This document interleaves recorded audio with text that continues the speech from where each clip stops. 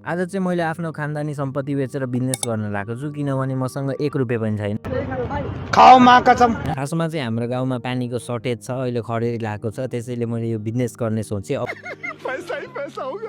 अब हेरौँ है त हाम्रो बिजनेस कतिको सक्सेस हुन्छ। र अहिले चाहिँ म छु मेरो नयाँ पसल अगाडि, माथितिर अरिसु वाटर सप्लाई भनेर बोर्ड पनि लगाइदिइसकेँ। आज चाहिँ मेरो पसलको ओपनिङ हो। नयाँ पसल खोलिसकेपछि मेरो खुट्टा भुइँमा छैन र एकाएक मेरा साथीहरू आएर मलाई बधाई दिँदैछन्। मेरो पसलको उद्घाटन गर्दै हुनुहुन्छ हाम्रो गाउँको एकदम रेस्पेक्टिभ पर्सन मिस्टर चिङ्गम सरले। ओहो, उद्घाटनमै यस्तो भइदियो, मेरो बिजनेस चाहिँ अब खासै राम्रो होला जस्तो छैन। नभन्दै त्यस्तै भइसक्यो साथीहरू, अहिलेसम्म एउटा अर्डर पनि आएन र म टाउको छोप्ने भइसक्यो। फाइनल्ली कल आयो र मैले पल्लो गाउँको लागि खानेपानी पुर्याउने अर्डर पाइसकेँ गाइज। र यहाँनिर हजुरहरूले देख्न सक्नुहुन्छ मेरो ब्रान्ड न्यू ट्याङ्कर, हामीले चाहिँ पानी यही ट्याङ्करबाट पुर्याउन गइरहेका छौँ। अब चाहिँ ढिला नगरी म पानी लिन जान्छु है त। पानी लिन फेरि पाहाडतिर निस्किनु पर्छ। बाटोमा निस्किसकेको थिएँ, धन्नै बसले किस खाइदिएर भने।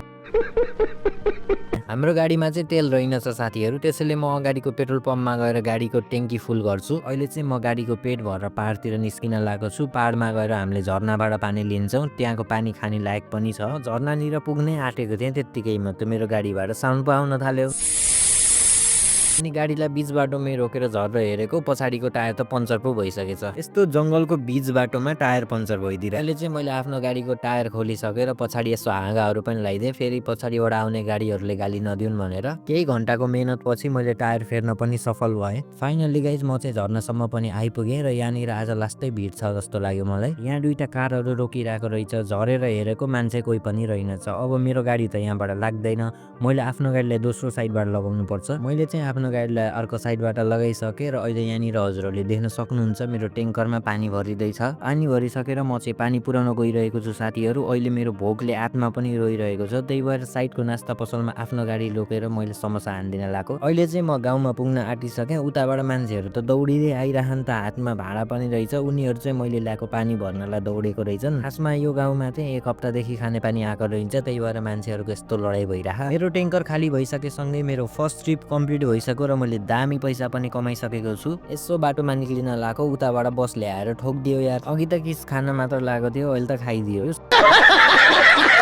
सँगै मैले दोस्रो अर्डर पनि पाइसकेको छु साथीहरू। एउटा बिल्डिङ बन्न लागेको रहेछ, त्यो बिल्डिङको निर्माणको लागि पानी आवश्यक परेर पानी पुर्याउने जिम्मा चाहिँ मेरो छ। त्यो बिल्डिङ बनाउनको लागि चाहिँ सफा पानी चाहिँदैन, जस्तो पानी भए पनि हुन्छ। त्यही भएर म अहिले मेरो गाउँको खोलामा जाँदैछु। 2000 years later. ल साथीहरू, अहिले चाहिँ हामी खोलातिर पुग्न लाग्यो पानी भर्नको लागि। अगाडि चाहिँ ठुलो जाम लागेको रहेछ पुलमा। मैले साइडबाट आफ्नो गाडीलाई त निकालेँ, तर खोलामा जाने बाटोमा चाहिँ हल्का माटो उठेको छ, त्यही भएर गाडी जान सक्दैन कि भन्ने डर थियो। जान्छ होला भनेर गाडी हालिदिएको, गाडी त अड्किदिएर। गाडीको टायर त नाचेको नाचै पो भयो त। अब के गर्ने, धक्का दिने मान्छे पनि छैन, त्यही भएर म आफ्नो गाडीबाट झरेर साइडमा गएर पसलबाट एउटा च्याउचाउ किनेर खाएँ। यत्तिकैमा चाहिँ गाउँका 2-4 जना दाइहरू आएर गाडीलाई धक्का दिनुभयो र गाडी निक्लियो पनि। अब चाहिँ म खोलातिर जान्छु पानी भर्न। अहिले गाडी पार्क गरेर ट्याङ्कर भरिँदैछ, धन्नै आजको मिसन फ्लप हुनेवाला थियो। अब त ट्याङ्कर फुल भरिन्छ। ल साथीहरू, हामी पुग्न लागि यो कन्स्ट्रक्सन साइटतिर। यहाँनिर 2टा ठुलो भवनहरू बन्न लागेको रहेछ। म चाहिँ अब कन्स्ट्रक्सन साइट भित्र गइसकेको छु र यहाँनिर पछाडिपट्टि ठुलो ट्याङ्की छ अरे, त्यसमा चाहिँ पानी निकाल्नु पर्ने रहेछ। लेबर दाइहरू खुसी भएर टङ्कीमा पानी राख्दै हुनुहुन्छ। उहाँहरूको काम 2 दिनदेखि रोकिएको थियो अरे, त्यही भएर आज चाहिँ काम हुने भयो भनेर धेरै खुसी हुनुहुन्छ। यहाँको इन्चार्जसँग पेमेन्ट लिइसकेपछि म निस्किँदैछु आफ्नो दोकानतिर। आजको मेरो ट्रिप एकदम रमाइलो भयो र